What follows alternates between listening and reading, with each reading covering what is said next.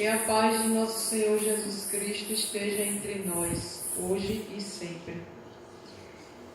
Eu quero dizer a vocês que para mim é um motivo de muita honra estar aqui proferindo uma palestra.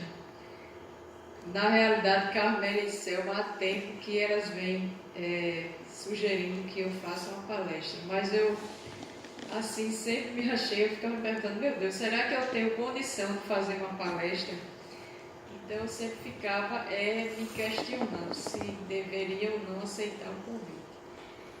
Mas este ano tomei coragem e aceitei esse convite, esse ilustre convite, né? Porque eu me sinto honrada em ser convidada em Carmélia e Selma ter me dado essa confiança. Eu não imaginava que seria capaz, e hoje até me emocionei quando Carmélia postou no grupo do WhatsApp da AFET a minha foto lá. Eu disse, meu Deus, será que eu vou dar conta do recado?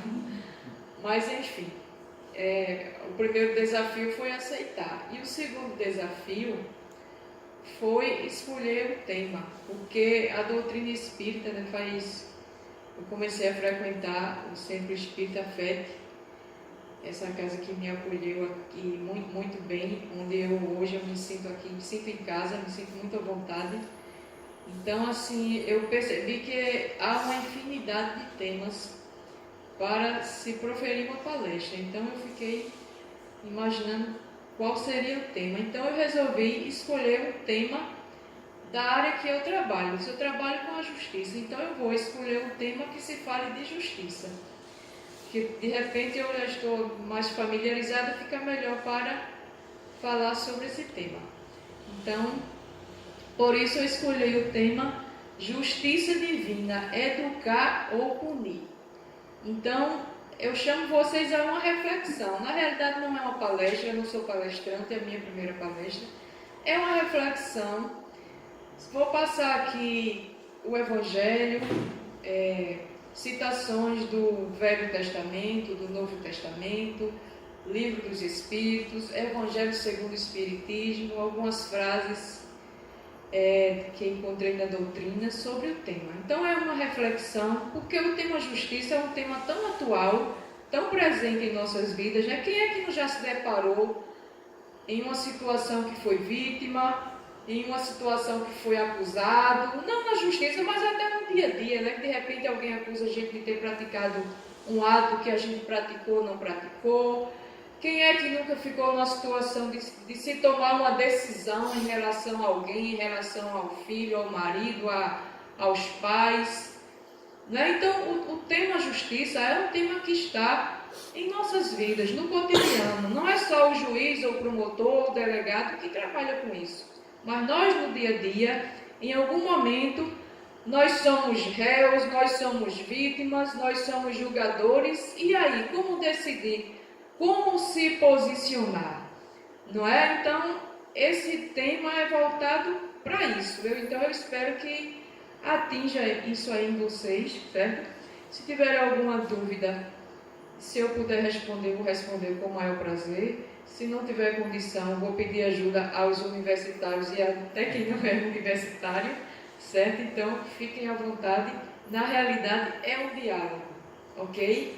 Então, inicialmente, vamos a um conceito atual de justiça, não é isso? Então, o que é justiça? É a particularidade do que é justo e correto, como respeito à igualdade de todos os cidadãos, por exemplo. Etimologicamente, este é um termo que vem do latim justitia.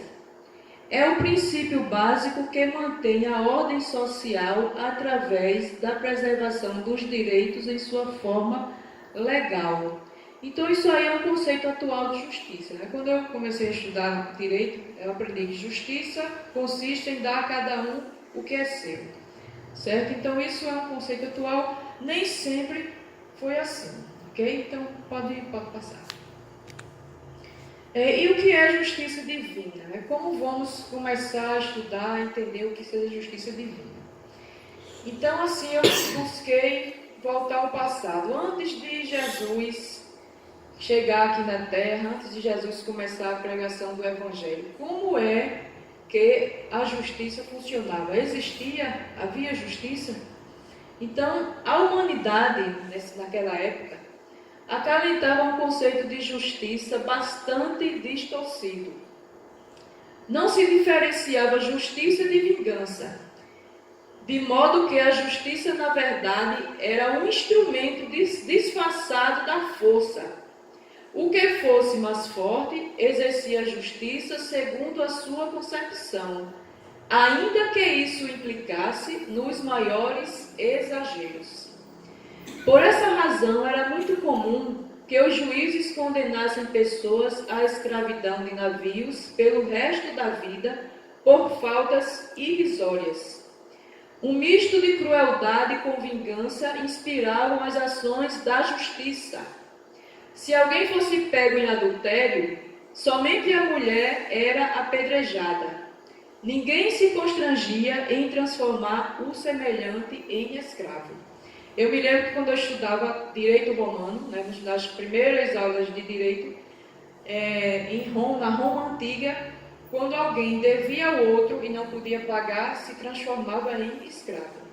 Então, naquela época era a coisa mais normal do mundo. Hoje em dia isso não pode mais acontecer. Então, assim, a concepção de justiça naquela época era muito diferente da atual. Ok? Pode passar. Então, antes da lei mosaica, como era que funcionava a justiça? Se alguém roubava uma ovelha do vizinho, o vizinho sentia-se no direito de tomar todas as ovelhas e matar a família inteira do que roubou. Se alguém feriu o semelhante, a vítima sentia-se no direito de dizimar todos os descendentes do agressor. Havia uma desigualdade no ato da vingança. A vingança era desproporcional. Pode passar. E depois da lei mosaica, como se dá o processo de redenção da lei mosaica? Percebendo esta desigualdade no ato da vingança, que era desproporcional, Moisés faz uma concessão. Qual era a concessão? Olho por olho, dente por dente. Ou seja, que a vingança seja proporcional ao agravo. Assim confundia-se justiça com vingança. Mas para a época foi um grande avanço. Porque aí a pessoa, se o vizinho roubasse a minha ovelha, então eu iria fazer o quê? Roubar a ovelha do vizinho. Se alguém cortasse o meu braço, eu iria lá e cortava o braço do outro. Então, assim, a vingança seria proporcional ao agravo. Na época, foi um avanço, certo? Porque a vingança geralmente era desproporcional. Ninguém se recorda que a lei mosaica é a revelação da lei de amor. Nem mesmo Moisés, apesar de ser o instrumento que a espiritualidade se utilizou para revelar a lei de amor, conseguiu exemplificá-la, o qual, ao resolver uma contenda entre um compatriota e um egípcio, sujou as mãos de sangue. Então, era assim que a justiça funcionava. Ok? Pode passar. Então, é nesse quadro que Jesus inicia a sua pregação do Evangelho de Deus. Pode passar. Então, o que Jesus nos ensinou? Jesus chegou aqui, então o que foi que ele pregou para a gente? Ele disse que o olho por olho e dente por dente estava certo, que era assim que funcionava. O que foi que Jesus nos ensinou? Jesus veio dizer que o primeiro mandamento da lei de Deus é: amarás o Senhor teu Deus de todo o teu coração, de toda a tua alma e com todas as tuas forças. Como pode alguém amar a Deus fazendo mal à sua obra? Conciliar amor a Deus com crueldade? Amar a Deus e fazer o semelhante sofrer? Sujar as mãos de sangue, ainda que em nome da vingança? E qual o segundo mandamento da lei de Deus que Jesus pregou? Amar o teu próximo como a ti mesmo. Ainda hoje somente enxergamos olho por olho, e dente por dente. Então Jesus ele veio pregar, ele veio informar, falar para a gente que se a gente ama a Deus, como é que a gente pode amar a Deus e fazer mal ao semelhante? Sujar as mãos de sangue. Então foi isso que ele veio pregar para a gente. Pode passar.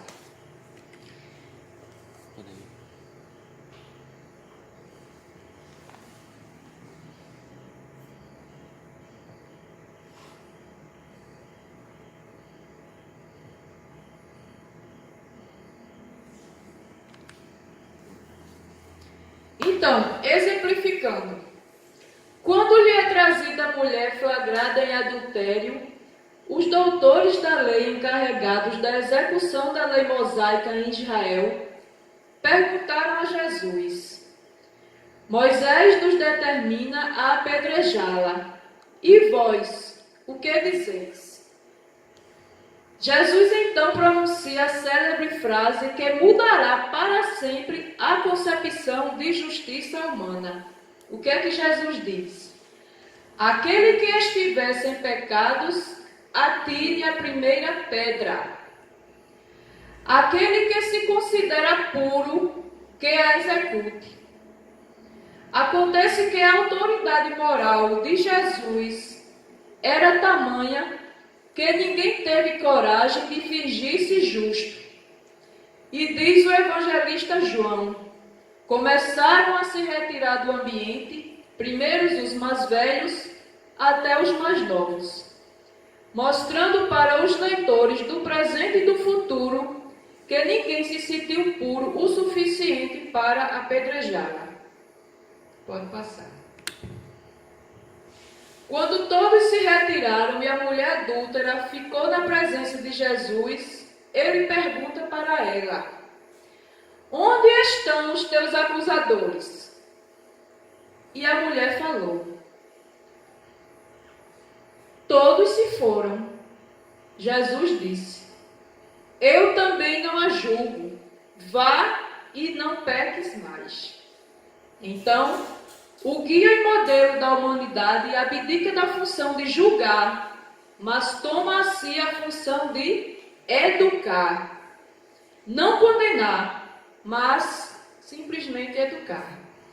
Então Jesus nunca julgou, apedrejou ou acusou ninguém. Pode passar. Então vamos falar um pouco da lição de causa e efeito que Jesus também deixou para a gente, que também passou essa lição para nós. Todos são ligeiros em vingar, punir e acusar, mas ninguém quer saber das origens do mal. O que levou a criatura a se transformar numa presa do mal? Então, só abrindo um parêntese aí, No dia a dia, quando a gente se depara com o erro de alguém, então a gente, em primeiro lugar, a ideia que a gente tem de acusar aquela pessoa. É normal, isso acontece com todo mundo. E quando eu comecei a trabalhar, eu sou delegada de polícia, então quando eu comecei a trabalhar, eu tinha uma concepção, certo? Quando eu via alguém, quando eu começava a investigar um crime diante de alguém, então eu tinha uma concepção. Quando eu comecei a estudar a doutrina espírita, eu passei a ver a coisa sob outra ótica. Então, geralmente, eu começo a verificar o passado daquela pessoa que praticou o crime. Por que aquela pessoa entrou na criminalidade? O que causou? Principalmente com adolescentes. Então, eu verifico que a maioria desses adolescentes tem um passado difícil, uma família, o pai é alcoólatra, o pai bate na mãe, enfim, assim, não tem uma assistência dos pais. Eu verifico muito isso, Então, quando se diz aí o que levou a criatura a se transformar numa presa do mal, então eu vejo que a sociedade não se preocupa muito com isso, só se preocupa em acusar, não, vamos prender, vamos fazer isso, vamos fazer aquilo, mas não se preocupa com saber se aquela pessoa que está ali, certo, que praticou um crime, se aquela pessoa teve oportunidades na vida, se aquela pessoa teve uma assistência de um pai, de uma mãe, de um parente, né? Se recebeu a educação que deveria receber. De repente, se a sociedade, antes de acusar, antes de punir, tratasse o indivíduo como deveria tratar, talvez a gente não tivesse tanto criminoso na rua. Continuando. E Jesus, que enxergava sempre o transgressor da lei, o doente, nunca deixou de oferecer o remédio, porque ele nos ensinava que o criminoso era um doente, que o mal é uma doença e que, acima de ser punido, deve ser curado. Nunca alguém lutou com tanta força contra o mal quanto Jesus, mas nunca alguém amou tanto o malvado como Jesus. Quando Jesus foi preso, Simão Pedro, com a espada, corta a orelha do soldado que dá voz de prisão a Jesus. Jesus, sem esboçar o mínimo gesto de violência, diz assim: Simão, embainha tua espada, porque aquele que fere com o ferro será ferido. Deixando para sempre no Evangelho a lição de lei de causa e efeito. Todo o mal que nós semeamos voltará para a nossa vida. Né? Então, aquela concepção, aquela ideia que a gente diz, Deus castiga, mas será que Deus castiga?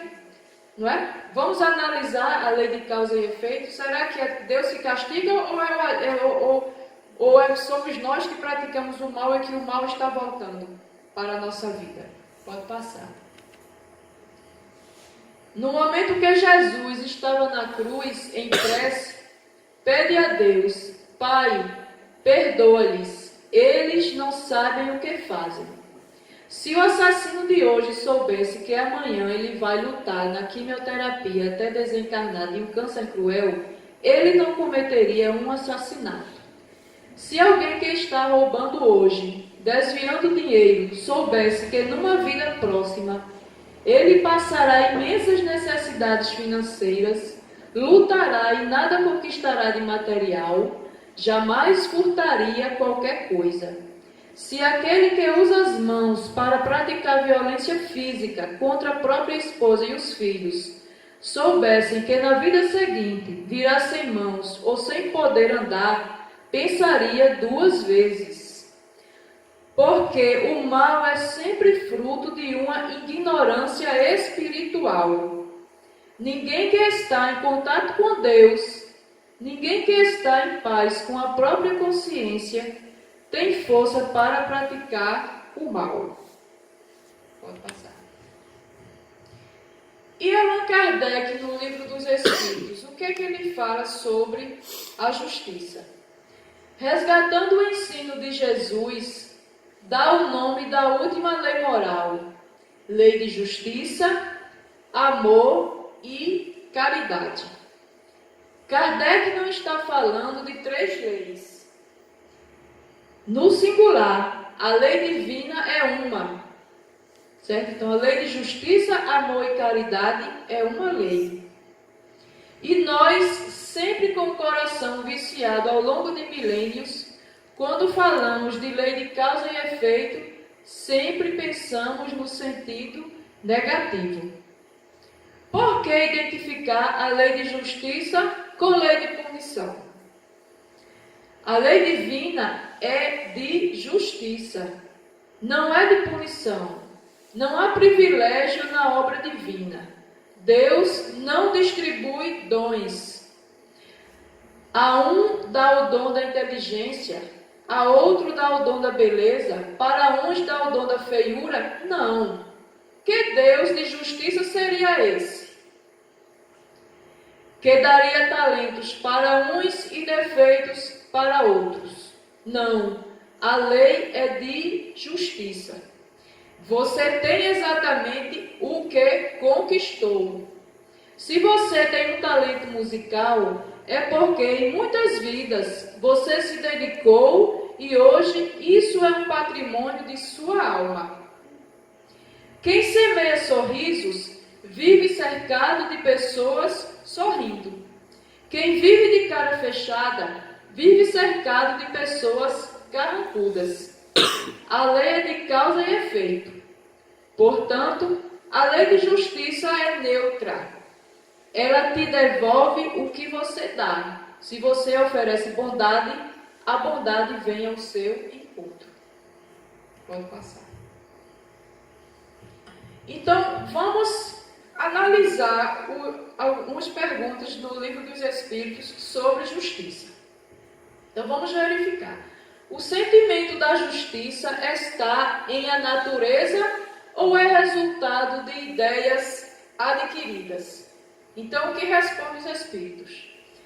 Está de tal modo em a natureza, que vos revoltais às simples ideias de uma justiça.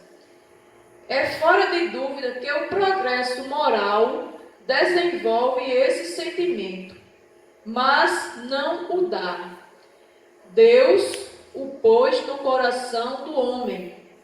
Daí vem que, frequentemente, em homens simples e incultos, se vos deparam noções mais exatas da justiça do que nos que possuem grande cabedal de saber. Então, a justiça está no coração de cada um de nós. Não interessa se você estudou muito, se você estudou pouco, certo? Está no coração de cada um. E cabe a cada um desenvolver esse senso de justiça. Está na consciência de cada um. Pode passar. Sendo a justiça uma lei da natureza, como se explica que os homens a entendam de modos tão diferentes, considerando uns justo o que os outros parece injusto? É porque a esses sentimentos se misturam paixões que o alteram, como sucede à maior parte dos outros sentimentos naturais, fazendo que os homens vejam as coisas por um prisma falso. Então vejam aqui essa palavra paixões. Muda tudo. Então, de repente, o que eu considero justo, Carmélia pode achar injusto. Por que o juiz de direito, para julgar uma causa, ele precisa ser imparcial? Se ele for julgar uma causa que a vítima seja a mãe dele, ele já não pode julgar. Porque ele vai julgar motivado por um sentimento de filho, né? Não tem como ele julgar aquela causa, exigir que o juiz julgue aquela causa onde a mãe dele é vítima ou autora, ele julgue desfavorável para a mãe dele. Não tem como exigir isso dele. Então, por isso que quando acontece isso, ele se afasta e vem outro juiz. Por quê? Para ele não agir com paixão, para ele não ser passional. Certo? Mas no dia a dia, não é? A concepção de justiça de cada um se diferencia. Eu posso entender que algo está certo e Carmélia não, eu discordo, para mim está errado. Por exemplo, não faz pouco tempo que houve aqui em Timbaúba um feminicídio. O marido matou a mulher e depois cometeu suicídio. Então, assim, foi um crime que chamou a atenção das pessoas, porque não acontece todos os dias, não é? Então, houve muitos comentários na cidade. E eu estava no salão fazendo meu cabelo e eu escutei uma pessoa comentando: não, mas a mulher provocou, a mulher se separou do marido, estava indo para baile, estava frequentando festas, então ela provocou. Aí outra pessoa chegou e disse: não, mas não é justo, ela tinha o direito, ela estava separada dele, ela tinha o direito de fazer o que quisesse da vida dela. Então, quer dizer, havia ali dois posicionamentos. Uma pessoa dizendo que a mulher provocou o marido e aquele marido tinha uma certa razão de ter cometido o crime de feminicídio, enquanto que outra pessoa não, certo? Agora imagine se este homem estivesse vivo, né? Se ele não tivesse cometido suicídio, ele teria se instaurado um inquérito policial, o inquérito teria ido para o Ministério Público, ele iria responder pelo crime, e no tribunal do júri, né, onde o criminoso é julgado e quem decide são 7 pessoas da comunidade. Aí imagine essas pessoas, cada um ali com um entendimento, não é? Cada um com um entendimento, e esse entendimento vem de quê? De acordo com a situação social, psicológica, cultural de cada um. Então ali poderia ter um homem que iria dizer não, mas a mulher provocou, o marido agiu porque estava se sentindo desonrado, estava enciumado, sei lá por quê. De repente tinha outra mulher feminista, não, a mulher estava certa, a mulher que tinha direito de fazer o que quisesse. Então assim, a concepção de justiça muda de cabeça para cabeça, não é? É difícil, então por isso que se diz, é porque a esses sentimentos se misturam paixões que o alteram, como sucede a maior parte dos outros sentimentos naturais, fazendo que os homens vejam as coisas por um prisma falso. Então, se você age com paixão, você de repente vê aquela situação por um prisma falso. Por isso que o juiz de direito, ele tem que se despir das paixões, coisa que é difícil, não é? Porque ele é humano igual a nós, coisa que é muito difícil, mas ele tem que se despir das paixões para julgar todas as causas, para não ser passional. Ele tem que ser imparcial, ok? Pode passar. Como se pode definir a justiça? Vejam aí o conceito de justiça no Livro dos Espíritos. Como é que se define a justiça? A justiça consiste em cada um respeitar os direitos dos demais. O que é que determina esses direitos? 2 coisas: a lei humana e a lei natural. Tendo os homens formulado leis apropriadas a seus costumes e caracteres, elas estabeleceram direitos mutáveis com o progresso das luzes. Vede-se hoje as vossas leis, aliás imperfeitas, consagram os mesmos direitos que as leis da Idade Média. Entretanto, esses direitos antiquados, que agora se vos afiguram monstruosos, pareciam justos e naturais naquela época. Nem sempre, pois, é acorde com a justiça o direito que os homens prescrevem. Demais, este direito regula apenas algumas relações sociais, quando é certo que, na vida particular, há uma imensidade de atos unicamente da alçada do tribunal da consciência. Então, quando se diz aqui, né, que na idade, antigamente havia direitos, certo, que hoje parecem monstruosos. Vamos dar um exemplo. A questão da escravidão. Antigamente se podia transformar o outro em escravo, era a coisa mais normal do mundo. Hoje, pode fazer isso? Claro que não, né? Hoje em dia, se alguém chamar o outro de negro, já vai responder por injúria qualificada racial. Então, hoje essa concepção mudou, certo? Então, antigamente era a coisa mais normal do mundo. Pegar o escravo, bater no escravo, cegar o escravo, aquele escravo fujão. Estava na lei, o dono do escravo podia fazer isso. Hoje é uma monstruosidade fazer uma coisa dessa. Quem fizer isso vai responder por um crime, ok? Pode passar. Posto de parte o direito que a lei humana consagra, qual a base da justiça segundo a lei natural? Disse o Cristo: queira cada um para os outros o que quereria para si mesmo. No coração do homem imprimiu Deus a regra da verdadeira justiça, fazendo que cada um deseje ver respeitados os seus direitos. Na incerteza de como deva proceder com o seu semelhante, em dada circunstância, trate o homem de saber como quereria que com ele procedessem, em circunstância idêntica. Guia mais seguro do que a própria consciência não lhe podia Deus haver dado. Então vejam, se eu, Maria de Lourdes, estivesse praticado um crime, estivesse sendo julgada, né? Estou sendo julgada. Como era que eu gostaria de ser tratada? Eu queria ir para a cadeira elétrica? Não. Eu queria ir para a pena de morte? Não. Eu quero ser julgada conforme está na lei, certo? E a lei proíbe a pena de morte. Então eu não quero receber uma pena de morte.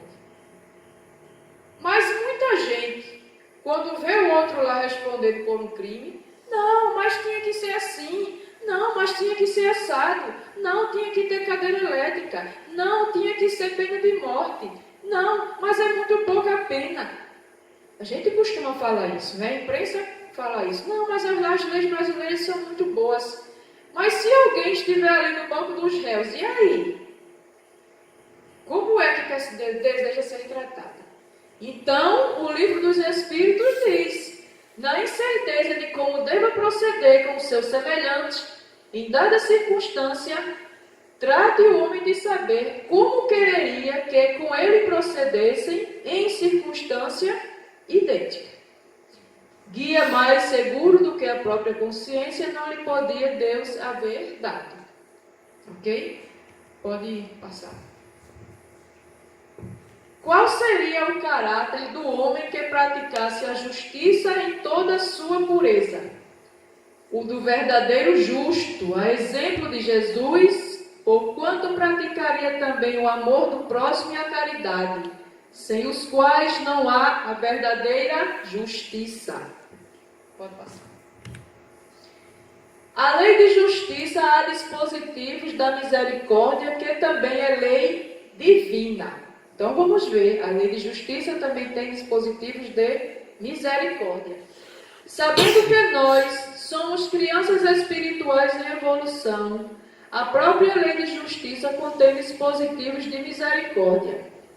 No Código Penal brasileiro, feito pelo homem, tem medidas que protegem o criminoso que procura reeducar-se. A lei humana chama o preso de reeducando. Se tem um bom comportamento, tem a pena diminuída, porque a função da pena é educar.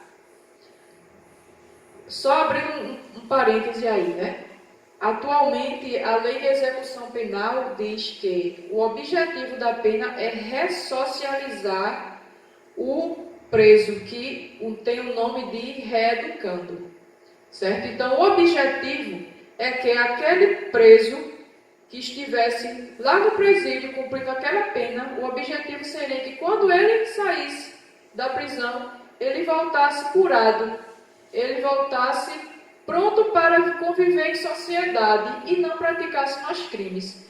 Porém, infelizmente, na realidade, isso não acontece, porque o sistema carcerário não cumpre, certo? Não consegue cumprir com o que está na lei de execução penal. Não vamos nos aprofundar, porque isso aí seria mais outra palestra, só estou abrindo esse parágrafo. Então, com bom comportamento tem suspensão condicional da pena. Será que Deus seria mais inflexível que o legislador? Não. Na lei de justiça há dispositivos da misericórdia, que também é lei divina. Pode passar. Misericórdia não é exceção, é lei divina. Percebendo que a criatura começou uma jornada de aperfeiçoamento, a espiritualidade congela um pouco do débito, dá uma moratória, espera que a ação do bem daquela criatura apague o mal. Diz Emmanuel na sua frase extraordinária no livro Justiça Divina: a expiação é medida da lei apenas para os corações endurecidos. Quando estivermos numa expiação, é bom pensar: o que esta dor está procurando amolecer em mim? Qual parte do meu coração petrificou? Quando a criatura se coloca de forma maleável nas mãos do Criador, os mecanismos da misericórdia divina vão lhe dando oportunidades de trabalho para que ele resgate através do trabalho. O Criador deseja que nos afastemos do mal, que a gente não sinta mais prazer em praticar o mal, que o nosso coração sinta-se feliz em semear o bem. Deus não pune, educa. Justiça divina é justiça pautada na misericórdia. Pode passar. Então vamos a essa frase aqui de Chico Xavier, né? Que diz o quê? Enquanto estamos na tarefa, o braço da misericórdia segura a lâmina da justiça divina. Certo? Então, se estamos no trabalho, se estamos praticando o trabalho de amor, certo? Aquelas nossas falhas das outras reencarnações, não é? A gente recebe aí uma moratória. Então, se a gente tinha de perder um braço, de repente a gente só perde um dedo, não é? É a misericórdia divina agindo em nossas vidas. Pode passar. Como devemos nos comportar diante de uma ofensa? E aí? Quando nós somos vítimas, quando alguém pisa no nosso pé, não é? Quando alguém enche o saco da gente, quando a gente faz algum mal, e aí? Como é que nós vamos nos comportar? Vamos ver o que ensinou Jesus? Vamos nos referir diante de um ensinamento de Jesus. Ouvistes que foi dito, olho por olho e dente por dente. Eu, porém, vos digo que não resistais ao mal, mas a qualquer que te bater na face direita, oferece-lhe também a outra. Pode passar. Vamos ver o ensinamento no Evangelho segundo o Espiritismo sobre esse ensinamento de Jesus. Os preconceitos do mundo sobre o que se convencionou chamar ponto de honra produzem esta suscetibilidade sombria nascida do orgulho e da exaltação da personalidade, que leva o homem a retribuir uma injúria com outra injúria, uma ofensa com outra, o que é tido como justiça por aquele cujo senso moral não se acha acima do nível das paixões terrenas. Por isso é que a lei mosaica prescrevia, olho por olho, dente por dente, de harmonia com a época em que Moisés vivia. Veio o Cristo e disse, retribuí o mal com o bem, e disse ainda, não resistais ao mal que vos queiram fazer. Se alguém vos bater numa face, apresentai-lhe a outra. Ao orgulhoso este ensino parecerá uma covardia, porquanto ele não compreende que haja mais coragem em suportar um insulto do que em tomar uma vingança. E não compreende porque a sua visão não pode ultrapassar o presente. Pode passar. Muitas vezes podemos nos sentir impulsionados a responder às ofensas com vingança. Mas a vingança é uma indicação segura do atraso daqueles que a ela se entregam. Então devemos erradicar este sentimento de nossos corações. Se alguém vos bater numa face, apresentai-lhe a outra. Enunciando, pois, aquela máxima, não pretendeu Jesus interdizer, proibir toda defesa, mas condenar a vingança, dizendo que apresentemos a outra face, aquele que nos haja batido numa, sob outra forma, que não se deve pagar o mal com o mal, que o homem deve aceitar com humildade tudo o que seja de modo a lhe abater o orgulho, que maior glória lhe advém de ser ofendido do que lhe ofender, de suportar pacientemente uma injustiça do que de praticar alguma, que mais vale ser enganado do que enganador, arruinado do que arruinar os outros. Certo? Então, quando Jesus ele disse essa frase, ele quer dizer o quê? Que a gente não deve pagar o mal com o outro mal. Certo? A ideia é essa. Continua, pode passar. esclarecendo também que a repressão do mal é necessária. Claro, a gente não pode se entregar ao mal e deixar que alguém mate a gente, certo? Isso não existe. Então, esclarecendo que a repressão ao mal é necessária, visto que, se não puser um freio às agressões, bem depressa todos os bons seriam suas vítimas. O próprio instinto de conservação, que é uma lei da natureza, impede a que alguém estenda o pescoço ao assassino. Então, assim, se hoje, por exemplo, hoje nós temos, antigamente, né, que na época que o do olho por olho, dente por dente, que a justiça não funcionava como hoje. Claro, hoje existe, a justiça tem suas dificuldades, seus defeitos, mas o avanço é maior do que naquela época. Então, assim, se alguém hoje é vítima de uma injúria, de uma agressão, aí o que é que vai fazer? Vai também se vingar? Vai procurar outro para praticar outra agressão? Não. Tem a delegacia para registrar o BO, o delegado vai apurar o crime, vai mandar para o promotor, vai mandar para o juiz, e aquele agressor vai responder pelo crime que praticou na justiça. Certo? O que se prega aí é que não se pode mais praticar esse tipo de vingança que existia antigamente. Somente a fé na vida futura e na justiça de Deus, que jamais deixa impune o mal, pode dar ao homem forças para suportar com paciência os golpes que lhe sejam desferidos nos interesses e no amor próprio. A vingança é um dos últimos remanescentes dos costumes bárbaros que tendem a desaparecer dentre os homens.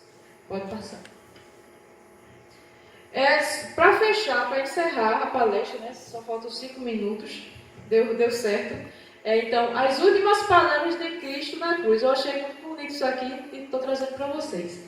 Então, revela o Espírito Humberto de Campos, pela mediunidade de Chico Xavier, que enquanto o Mestre agonizava na cruz, rasgou-se o céu em Jerusalém e entidades angélicas, em grupos extensos, desceram sobre o Calvário doloroso. Fios de claridade indefinível passaram a ligar o madeiro ao firmamento. O Cristo, de alma sedenta e opressa, contemplava a celeste paisagem, aureolado pela glória que lhe bafejava a fronte de herói, enquanto os emissários do paraíso chegavam em bandos a entoarem cânticos de amor. Pode passar. Estavam os mensageiros do céu em torno do Cristo, quando um anjo aureolado de luz apareceu solitário, descendo da magnificente altura. Não trazia seguidores, e em se abeirando do Senhor, beijou-lhe os pés, entre respeitoso e enternecido. Não se deteve na contemplação da tarefa que naturalmente cabia aos companheiros, mas procurou os olhos de Jesus dentro de uma ansiedade que não se observara em nenhum dos outros seres angelicais. O anjo solitário, antes de tudo, desejava conhecer a vontade do Mestre, e em êxtase enlaçou o busto do inesquecível supliciado e colou por um instante o ouvido atento em seus lábios, que balbuciaram de leve. Jesus pronunciou algo em favor de Judas, que havia se suicidado. O mensageiro solitário desprendeu-se então do lenho duro, revelando olhos serenos e úmidos, e de imediato desceu do monte ensolarado para as sombras que começavam a invadir Jerusalém, procurando Judas, a fim de socorrê-lo e ampará-lo. Pode passar. Se os homens não lhe viram a expressão de grandeza e misericórdia, os querubins em serviço também não lhe notaram a ausência. Mas, suspenso no martírio, Jesus contemplava-o confiante, acompanhando-lhe a excelsa missão em silêncio. Esse anjo era o anjo da caridade. Então, gente, encerrando a minha palestra, eu espero que vocês tenham entendido alguma coisa. A mensagem é essa, é uma reflexão, é trazer para si esses ensinamentos de Jesus e ver no dia a dia o que nós podemos fazer, como nós devemos agir. Não é diante, a gente está vivendo assim um momento difícil, as pessoas reclamam muito, é muita injustiça que existe no nosso país, na terra, enfim, não é? A gente liga o jornal à noite, de manhã e só vê notícia ruim. E a gente fica se questionando, a gente fica reclamando. Não é? Então vamos olhar para dentro de si, vamos olhar para a nossa consciência, ouvir a nossa consciência e vamos, cada um, verificar. Nós estamos agindo da forma que Jesus nos ensinou ou ainda estamos agindo conforme a lei mosaica do olho por olho, dente por dente, né?